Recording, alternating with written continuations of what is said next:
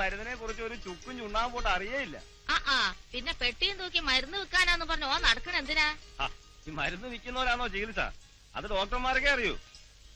അത് മുഴുകാൻ രസം നല്ല ആക്കണ്ട്.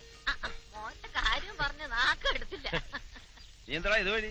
ഒന്നും പറയണ്ട, ഞാൻ ആ ഇടവഴി ചാടി കടന്ന് ചുറ്റിക്കറങ്ങി ഓടി വരിക. കാലത്തെ ആ വെറിയമ്മേനോ കേറി വന്നു.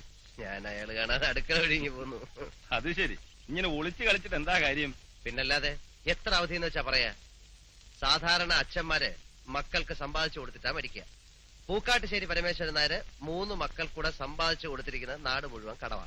ഒക്കെ ശരിയാവും ഇല്ല ശിവൻകുട്ടിയെ, ഈ സമാധാനിക്ക്. ഒക്കെ ശരിയാവും. ഞാനൊരു കത്തിയും കഠാരിയായിട്ട് ഇറങ്ങണം, കക്കാനും പിടിച്ചു പറിക്കാനും ഒക്കെ. നീ ഇത്ര ബേജാറാവണം എന്തിനാ? ഇതൊക്കെ തന്നെയാ ജീവിതം എന്ന് പറയുന്നത്. ഓരോരുത്തർക്കും അവരവരുടെ പ്രശ്നങ്ങൾ. ഇതിലിത്ര വിഷമിക്കാൻ എന്തോ കാര്യം? ബാലേട്ടനെ മിടുക്കൻ. ജോലിയും കുടുംബമൊക്കെ ആയപ്പോ മൂപ്പര് സൂത്രത്തിൽ അങ്ങ് മാറി. കുടുംബം നോക്കാനും